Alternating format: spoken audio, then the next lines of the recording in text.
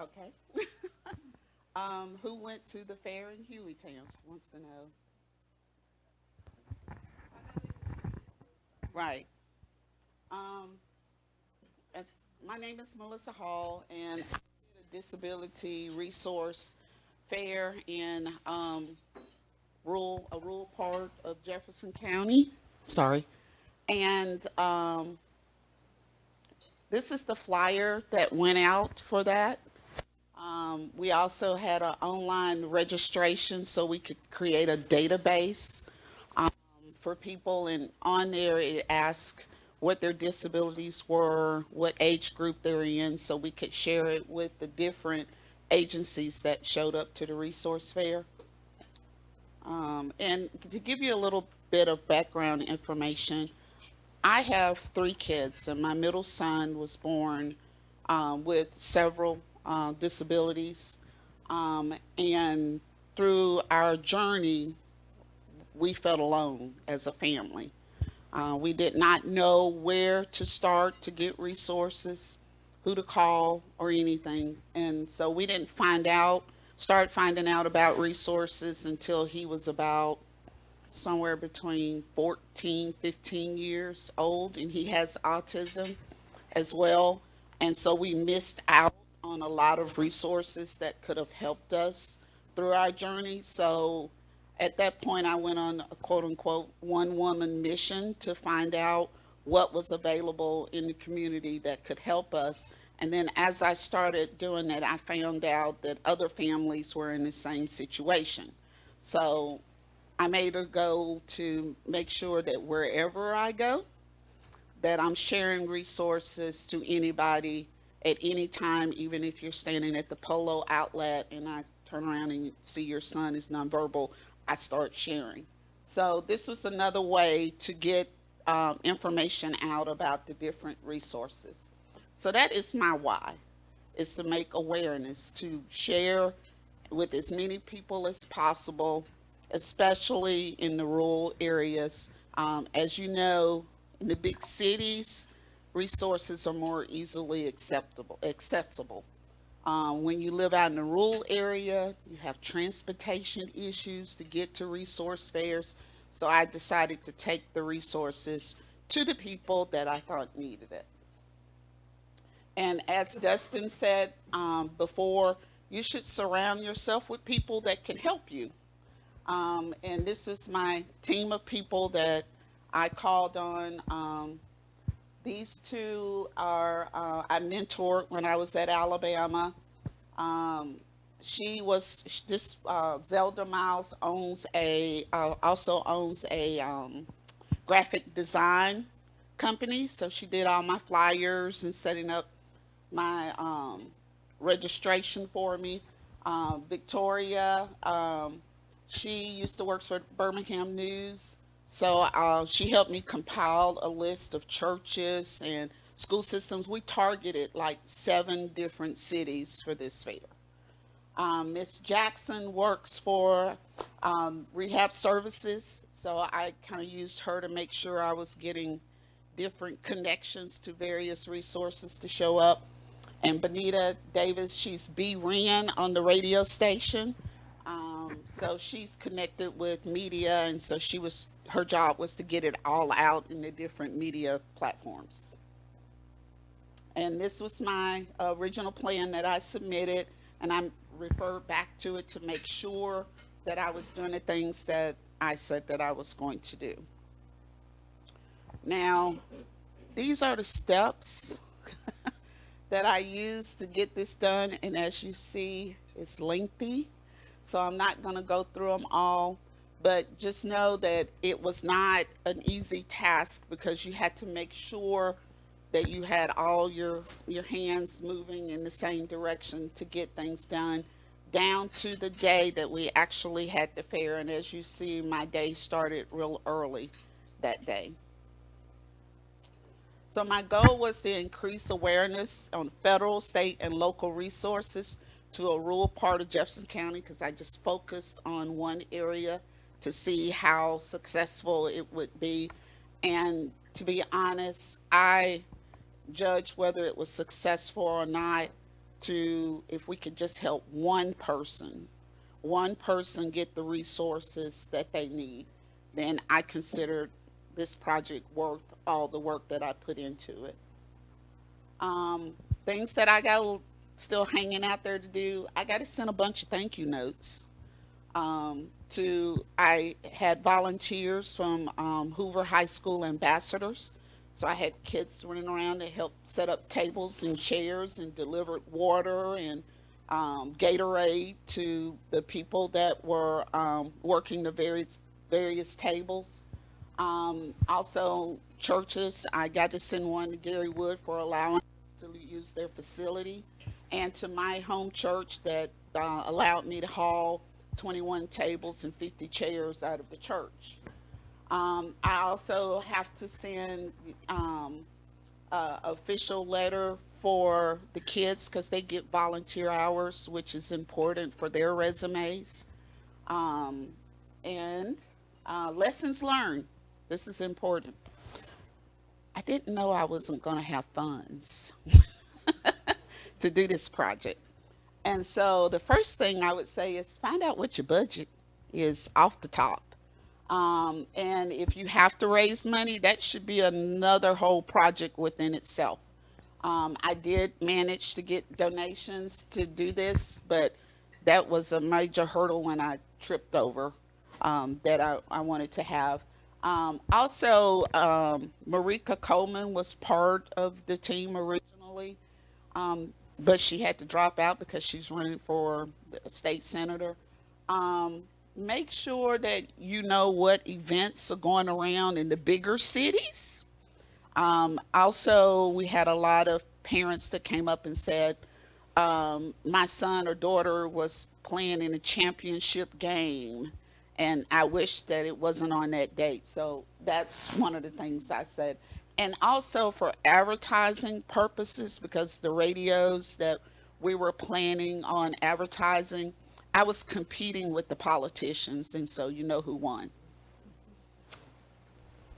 And I would like to just show y'all a video so that you could really get a flavor of what we did that day.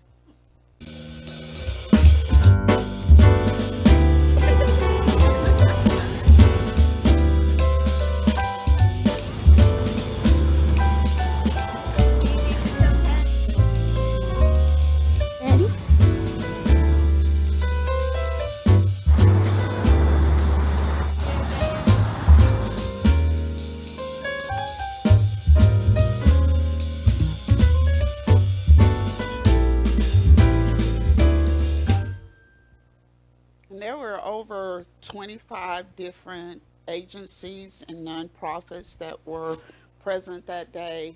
I put my number on the flyer, and my phone has just been flooding with people calling. I've had many days where I've cried because parents have called me to say how much it meant to them to know that now they have hope. I had one parent that called me, and her daughter is 4 months old, and she's about to have heart surgery, which I could identify to her and made her feel a little bit more comfortable because my son has had two open heart surgeries. And so I was able to give her additional resources on the spot.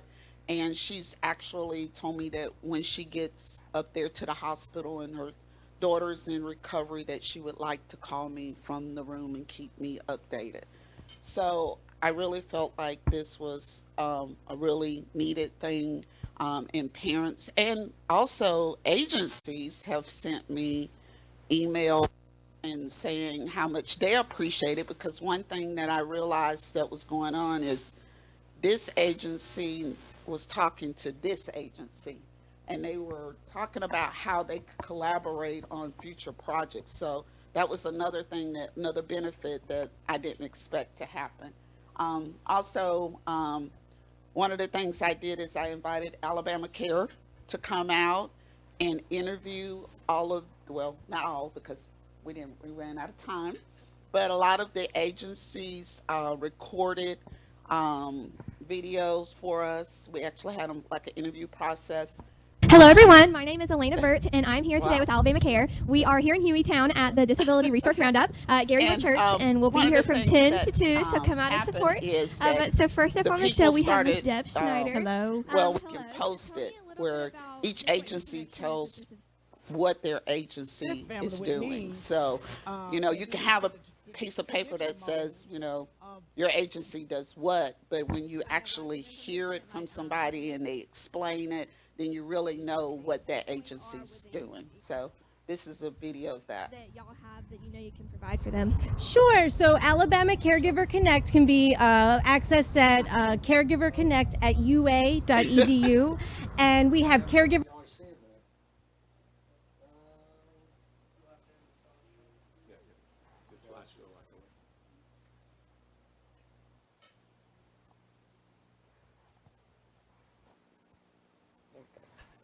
For 101 as part of that website, and so that's where experts answer common questions that caregivers have. Some of the latest questions we answer is, how do I deal with Can access. Sure. If you need our services, feel free to give us a call at 205-325-8787. To take your information to place you on the waiver, and we'll be glad to send you out this information. Yeah. So, like I said, we can post that, and I think 24 of the 25 ended up recording what their agencies do. Any questions? Yes, ma'am.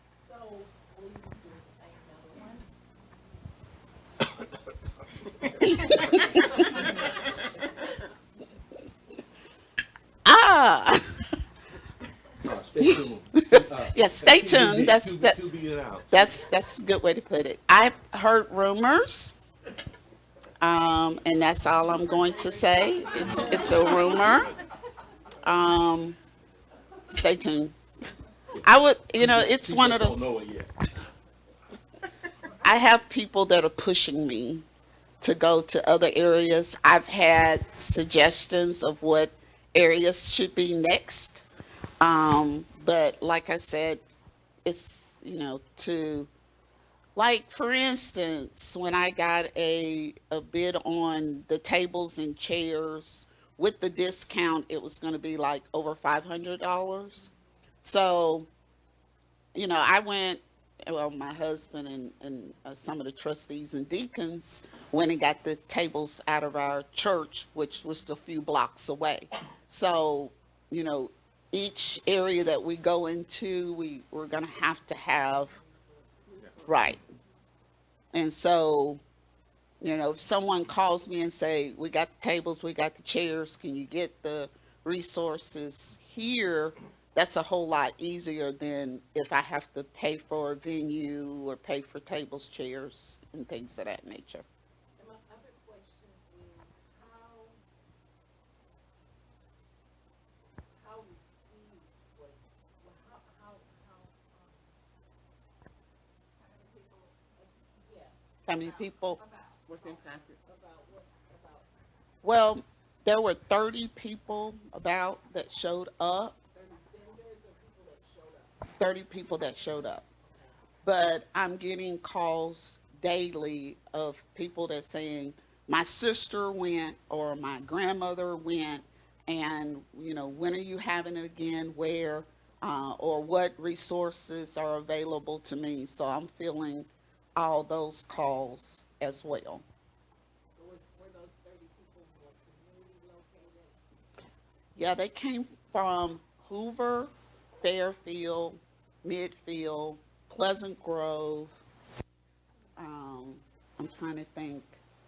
Adamsville, which I didn't even send anything out to Adamsville, because what I did is I sent an email with a letter and attachment to all the schools, elementary, junior, middle school, and high schools, and all the surrounding cities of Hueytown.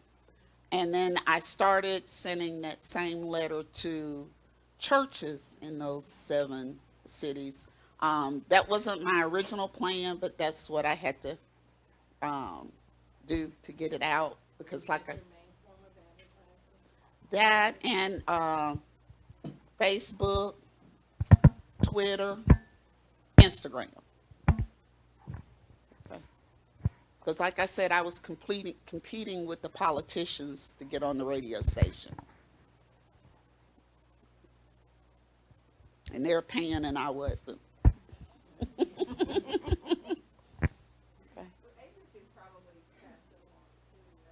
Yes, some of them posted on their websites. And there were also a table that you saw that had information that our cohorts were sitting at. There were several agencies that could not come, so they literally sent their information to me. Or in the case of Social Security, I went by and they loaded up my trunk with information, because they're under a restriction right now that they can't be out in the public because of COVID. So I got a lot of information sent to me so that I could tell people, or Melvin could tell people, or whoever was sitting at the table could tell what those different agencies and what resources they provided. So, I felt like it was a good event, and other people have come to me and said, this is great, when are you going to do it again? I even had someone that sent a letter high up on the chain that says she's got to do this again.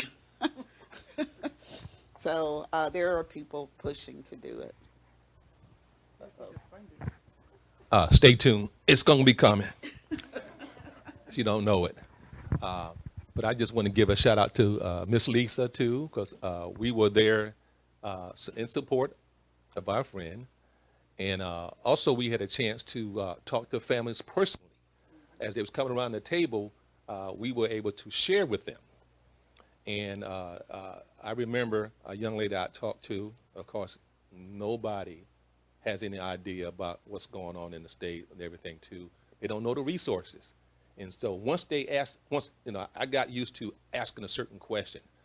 We used to always say, how do you know what you know? You don't until somebody asks a question. And so since I've been in this game a little bit doing this, I know how to bring that out of people. And so I asked a question, and here's a good one. What is early intervention? A lot of people don't even know. So by the time you figure out how old the child is, they missed it. They missed it. And so that's another thing come from my project. But if you don't get people early, they're lost. And so everything that you guys are doing is going to be helpful for the cause. Starting at the very beginning. And like you said too, your son was what, 14? Yeah. And so, yeah, you miss a lot. Yeah, you miss a lot. But so we're trying to go back to the very beginning.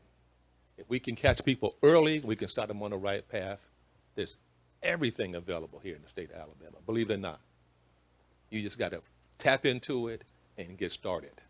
And so now everybody here is armed with everything, with knowledge, the programs, and there are so many organizations and resources that are available. I mean, it just blow your mind. So, and I'm gonna quit because I can keep on going.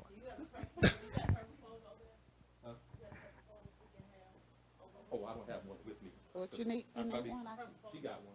I'll mail you one. Yeah. I used to keep it in my bag, but I think I gave them one. Yes, ma'am. Melissa, I hope you keep doing it, and if you do, this is just a suggestion.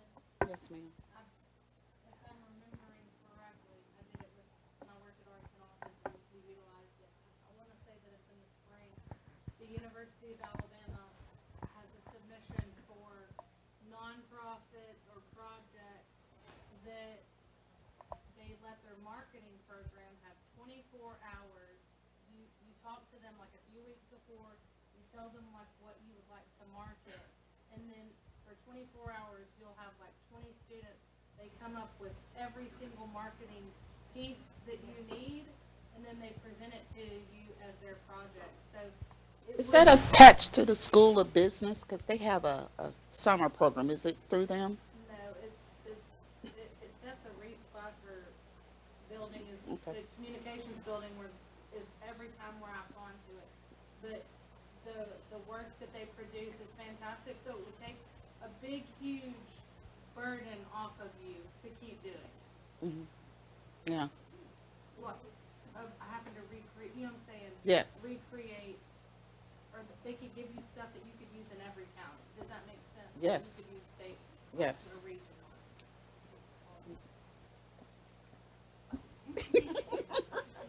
Any other questions? Oh.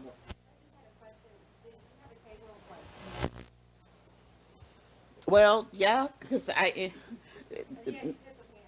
yeah, I had PIPA parents, but one of the great things, because one of the agencies sent me a message that says, while she was there talking and advocating, that two other parents walked up and they just took over the advocacy to the person that needed the resources. So that was also happening unbeknownst, because I was running around making sure everybody was hydrated.